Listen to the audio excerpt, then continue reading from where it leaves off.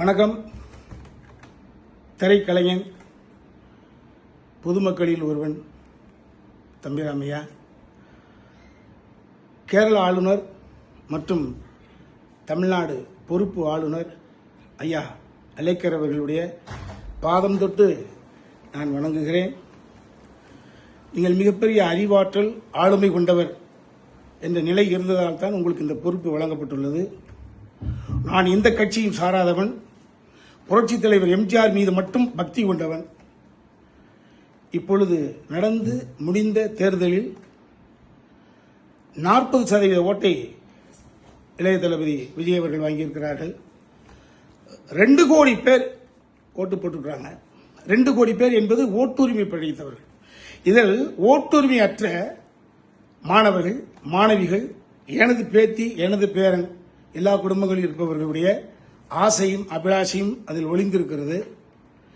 கடந்த 2-3 நாள் நிகழ்வுகள் என்பது தமிழ்நாட்டில் இருக்கக்கூடிய குழந்தைகளை, ஓட்டுரிமை அற்றவர்களை, மாணாக்க செல்வங்களை, என்னை போன்ற நிறைய பேருடைய பேரன் பேத்திகளை மனம் கலங்க செய்திருக்கிறது. எல்லோர் வீட்டிலும் ஒரே கூக்குரல், தமிழ்நாடு எங்கும் எல்லோர் வீட்டிலும் குழந்தைகளுடைய கூக்குரல்.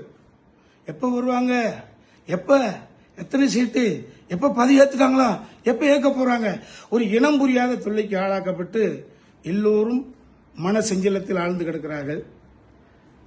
113 காமிச்சிட்டாங்க, 5 கூட தூக்கி போடுங்க, 108 இருக்குல்லங்க ஐயா, அழைங்க ஐயா தம்பி விஜய கொடுங்க. அவர் கேட்டுக்கக்கூடிய இந்த 2 வார அவகாசத்தை கொடுங்கள். அவர் அதை ப்ரூவ் பண்ண முடிஞ்சது அப்படின்னா ஆட்சி தொடரட்டும்.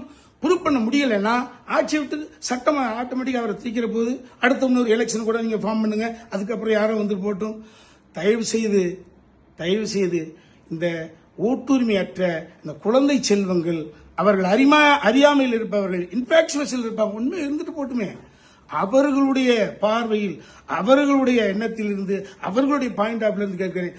அலேக்கர் ஐயா தம்பி விஜய் அவர்களை அடுத்த எம்ஜிஆர் ஆகியவிட்ட எம்ஜிஆர், அவ்வளவுதான், உண்மைதான். அதிமுகவில் இருக்கக்கூடிய வெற்றி பெற்றிருக்கக்கூடிய பாண்டிச்சேரியில் இருக்கக்கூடிய எம்எல்ஏக்கள் புரிந்து கொள்ள வேண்டும். நீங்களாக வந்து விஜய்க்கு சப்போர்ட் செய்யுங்க. அடுத்த எம்ஜிஆர் சார் கூப்பிடுங்க, அவர் ஆட்சி கட்டில் அமர வைங்க. திரும்ப சொல்றேன், அறுதி பெரும்பான்மை நிரூபித்தான் ஆட்சி தொடரட்டும். அறுதி பெரும்பான்மை நிரூபிக்க முடியவில்லை என்றால் ஆட்சி களையட்டும், அடுத்த எலெக்ஷன் நடக்கட்டும்.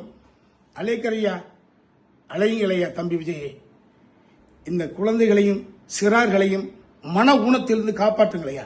நன்றி, வணக்கம்.